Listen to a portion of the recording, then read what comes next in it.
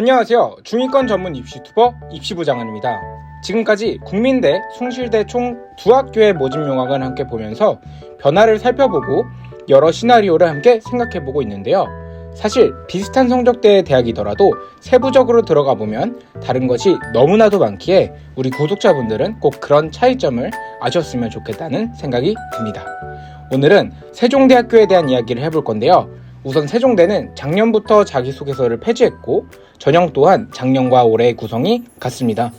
그렇기 때문에 비교적 작년 입시 결과 등의 데이터에 대한 신뢰도가 꽤 높을 거다라고 생각이 드는데요. 그럼에도 디테일한 부분을 함께 보는데 의미를 두면서 알아보면 충분히 도움되지 않을까 생각됩니다. 본론으로 들어가기 전에 요즘 최대한 빠르게 모집 요강을 분석하는 컨텐츠를 올려드리고 있는데요. 어떤 분들께서는 가끔 9월에 입시 원서를 제출을 할 텐데 왜 벌써 6월부터 모집 요강을 찾아보고 그래? 라는 생각을 하실 수도 있다는 생각이 듭니다. 사실 대학에 대한 어느 정도 라인을 구축한 상태라면 조금은 여유를 가지실 것 같은데요. 제가 지금까지 수많은 컨설팅을 진행하면서 내린 결론은 우리 중위권 학생분들과 학부모님들 중 8월 말까지도 입시에 대한 생각을 안 해보고 오시는 분들도 상당히 많이 계신다는 사실을 알 수 있었습니다. 그렇기 때문에 이렇게 국민대를 시작으로 개인적인 목표로는 정말 넓은 범위의 학교 약 20개에서 30개가량의 모집 요강을 함께 분석해보는 게 목표이고요. 그렇기에 조금은 빠른 진도로 컨텐츠를 올리고 있다는 점도 양해 부탁드리겠습니다. 우리 중위권 학생분들은 3에서 5등급 혹은 6에서 7등급 정도의 학생분들까지 저희 영상을 보고 정말 많이 찾아와 주시는데요. 특히나 4에서 7등급 사이의 대학에서는 생각보다 훨씬 더 낮은 등급인데도 전략 하나만으로 훨씬 선호도 높은 대학을 가는 경우가 많이 있습니다. 그렇기 때문에 저와 함께 컨텐츠를 보고 공부하시면서 폭넓게 시나리오를 짜보면 상당히 도움될 거라고 믿어 의심치 않습니다.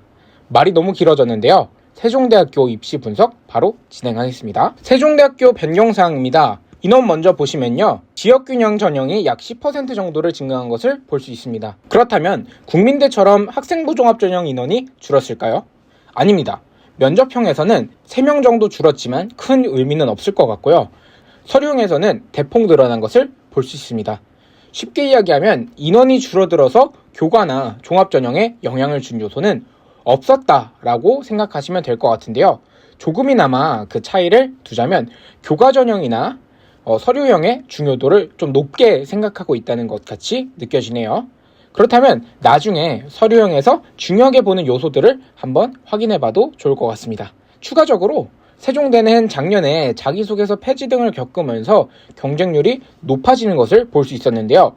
올해에는 인원도 그렇고 조금은 안정화되는 모습을 보여주지 않을까 생각됩니다. 명칭 변경은 신경 쓰지 않으셔도 됩니다. 선발 방식의 변경을 보시면 국방시스템공학이 학생부 종합전형으로 변경이 되었는데요. 해당 학과는 국방부와 연계되어 군인과 같은 직업을 갖게 되는 학과입니다. 일반 학과를 생각하시는 분이라면 신경 쓰지 않으셔도 될 것 같아요. 그러나 지원하고자 하는 분들은 올해에 학생부 종합전형으로 바뀌면서 최저 등급이 없어졌습니다. 이 부분은 꽤 큰 변화입니다. 학생부 교과전형 먼저 보겠습니다. 지역균형 전형에서는 특징으로는 추천 인원이 제한이 없다라는 것입니다. 제가 항상 말씀드리지만 과거에 추천서 받아서 등급이 낮더라도 조금 더 잘 갈 수 있었던 이유는 인원 제한이 상당히 소수에게 있었기 때문입니다. 그런 영향은 거의 무시하셔도 될 것 같습니다. 최저는 좀 낮은 편입니다. 그렇기에 국숭재단에 지원한 학생분들 중에서 수능 성적이 좀 낮은 학생분들의 수요는 좀 있을 것 같습니다. 특이한 점으로는 인문계열에서는 과학탐구를 허용하는데 자연계열에서는 사회탐구를 허용하지 않습니다. 아무래도 자연계열 학생분들의 선택폭이 많이 넓어질 것 같습니다. 이뿐만 아니라 전형 방법 또한 반영 과목에서 인문계열이 국수, 영사과를 봅니다. 한마디로 자연계열 분들도 자유롭게 지원해주세요 라는 뜻입니다. 많은 지원하셔도 될 것 같아요. 학생부 종합전형 바로 보겠습니다. 학생부 종합전형입니다. 면접형을 우선 보시면요. 다른 학교와 크게 다를 것 없이 1단계 3배수의 2단계 면접 30%입니다. 평가에 대해서는 조금 뒤에 넘어가서 평가 영역들 함께 보면서 좀 더 자세하게 이야기 나누겠습니다. 면접 일정은 수능 이후입니다. 그러나 다른 학교들에 비해 면접 준비 기간이 짧다는 점이 리스크로 작용해서 일부는 지원을 꺼려할 수도 있습니다. 그렇기에 수능 준비를 아예 안 하는 6종합 이런 학생분들은 적극적으로 고려해보는 것도 좋을 것 같습니다. 물론 육종합을 추천하는 건 아닙니다. 면접 일정을 잠시 정리해보겠습니다. 숭실대는 12월 1일, 세종대학교는 11월 18일, 19일, 국민대학교는 11월 25일, 26일, 단국대학교는 11월 25일입니다. 겹치는 부분이 거의 없다라고 보시면 될 것 같은데요. 아까 말씀드린 것과 같이 세종대는 수능 직후이기에 이 점은 고려해 보셔야 될 것 같습니다. 서류형입니다. 전체적인 서류평가는 면접형과 같이 설명드리겠습니다.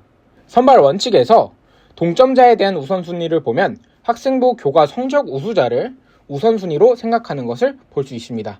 아무래도 종합전형이더라도 서류형에서는 꽤 중요한 요소로 성적을 보고 있다는 생각이 들죠. 이런 식으로 약간의 타당한 의미를 부여하는 것도 매우 중요합니다. 그러면 아까 말씀드린 서류평가 보겠습니다. 서류평가 자료는 학교 생활기록부이고요. 학업과 진로, 창의 융합, 공동체 역량이 요소입니다. 반영 점수가 중요한 이유는 우리는 비록 정량적으로 우리의 생활기록부를 점수 매길 수는 없지만 입학처의 관심사를 충분히 확인할 수 있다는 점인데요. 면접형과 서류형의 유일한 차이점은 학업 역량 그리고 진로 역량의 25%, 45%가 서로 바뀌었다는 점입니다. 간단하게 생각해보면 면접형에서는 성적이나 탐구력보다는 진로에 대한 노력 등을 더 중요하게 생각하고 서류형에서는 반대가 되겠죠. 여기서 이야기하는 학업 역량은 성적뿐만 아니라 세특의 방향성이나 전체적인 생활기록부의 방향성까지도 고려해야 됩니다. 전형을 미리 염두에 두면서 마지막에 생활기록부를 점검할 수가 있잖아요. 그때 선생님에게 방향성에 대해서 조금 더 요구하거나 아니면 점검을 하는 것은 필수적일 것 같습니다. 오늘은 이렇게 세종대학교 모집요강을 함께 보았는데요. 아마 단국대학교까지 마치고 나면 좀 더 방향성을 잡기 쉽지 않을까 생각됩니다. 많은 도움이 되었으면 좋겠습니다. 중위권 전문 입시 유튜버 입시부 장관이었습니다. 감사합니다.